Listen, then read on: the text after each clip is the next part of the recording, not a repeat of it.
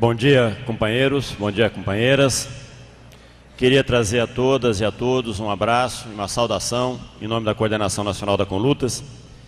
Dizer a vocês, na abertura desse congresso, eu estava refletindo um pouco sobre o convite que nos fez a companheira que abriu mais cedo essa atividade, de que nós trouxéssemos para cá reflexões para o debate que vocês vão fazer nos trabalhos desse congresso. Eu estava me lembrando de um estudo que foi tornado público agora recentemente pela consultoria Bloomberg, uma das consultorias do capital financeiro internacional, que nos informa que de setembro do ano passado até agora foram destinados pelos governos dos principais países do mundo a bagatela de 24 trilhões de dólares para socorrer os bancos e as grandes empresas afetadas pela crise da economia que eclodiu no ano passado. É gritante, companheiros e companheiras, o contraste desse resultado do esforço feito por esses governos para sustentar os banqueiros e as grandes empresas, com o resultado do esforço feito por esses mesmos governos para reunir os recursos necessários para financiar um programa da ONU, que foi desenvolvido com o objetivo de acordo com eles, acabar com a fome no mundo, que exigiria recursos da ordem 1000 vezes menor do que esse que eles reuniram em poucos meses, aliás, poucas semanas, no final do ano passado. Algo menos que 30 bilhões de dólares, que poderia financiar um programa que erradicasse a fome no mundo. A resultante disso tudo é que das 900 milhões de pessoas que passam fome cotidianamente no mundo hoje, esse número sobe no ano de 2009 para um pouco acima de 1 bilhão de pessoas. É o resultado concreto das opções que se fazem com os recursos que existem na sociedade em que nós vivemos hoje.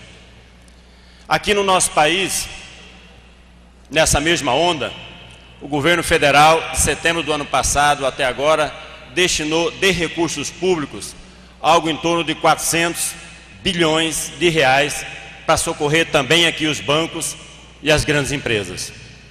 Mais de 400 bilhões de reais.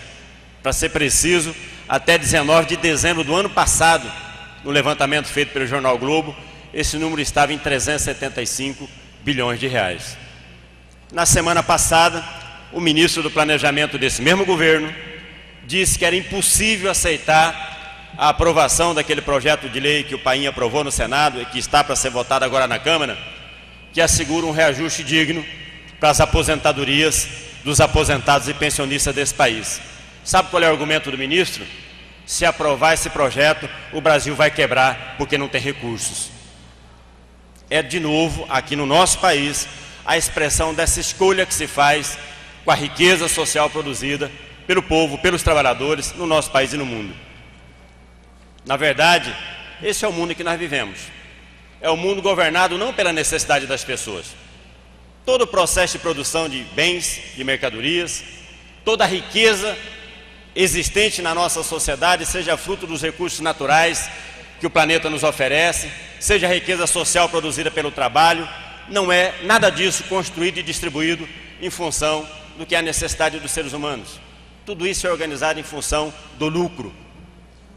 São algumas poucas famílias trilionárias que se enriquecem cada vez mais aos custos de, na outra ponta da linha, uma legião de miseráveis, também cada vez maior em todo o mundo, sustentar esse enriquecimento de poucos. As políticas sociais compensatórias que existem e são aplicadas por governos como o nosso, a mando ou sob receita do Fundo Monetário Internacional, não tem como objetivo acabar com a pobreza.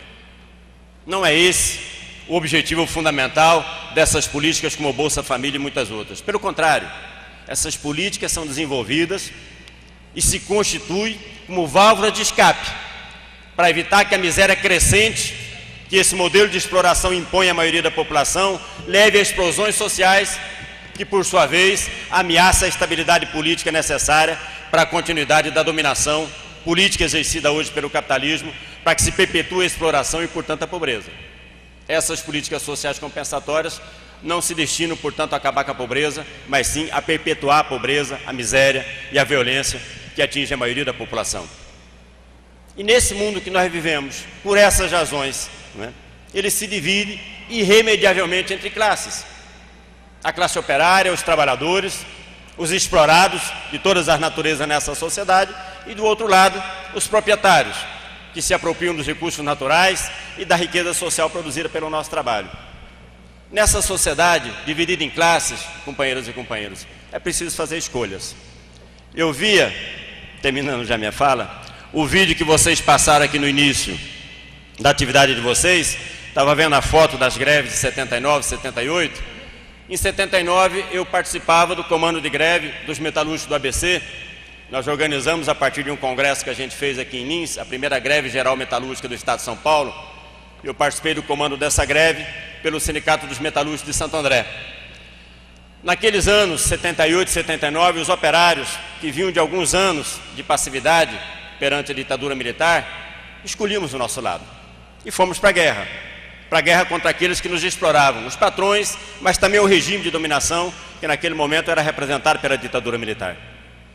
Naquele mesmo ano, o Congresso do Serviço Social também fez escolhas, que é a escolha de desenvolver a profissão que vocês têm, o trabalho de vocês do lado da classe trabalhadora, numa ótica de classe contra a exploração do capitalismo e a favor da libertação da classe trabalhadora desse estado de coisas que a gente vive.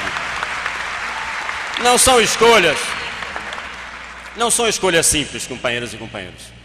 Os operários, os trabalhadores, o povo pobre desse país não tem escolha possível nessa sociedade, a não ser a guerra sem tréguas contra aqueles que nos oprimem e nos exploram.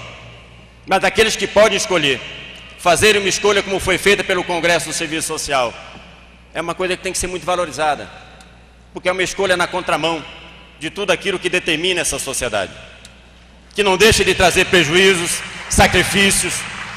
Mas eu queria dizer a vocês, a todos vocês, que apesar dos sacrifícios que nos trazem escolhas desse tipo na nossa vida, não há por outro lado nada que seja mais compensador, nada que possa trazer mais alegria para a nossa vida do que sermos parte de uma luta para libertar a classe trabalhadora de toda exploração e opressão que ela sofre nessa sociedade. De sermos parte de uma luta para construir um outro mundo, uma sociedade socialista, onde não haja mais exploração, onde não haja mais discriminação racial, onde não haja mais opressão da mulher, onde não haja mais homofobia, onde todos nós, seres humanos, possamos viver e nos realizar de forma plena. Queria parabenizar e saudar aqueles que naquele momento fizeram aquela opção. Parabenizar e saudar a todos e a todos vocês que nesse momento dão continuidade a essa opção, com a continuidade da nossa luta ao lado da classe trabalhadora. Na luta, companheirada, nós vamos transformar esse mundo e construir uma sociedade socialista. Grande abraço a todos vocês.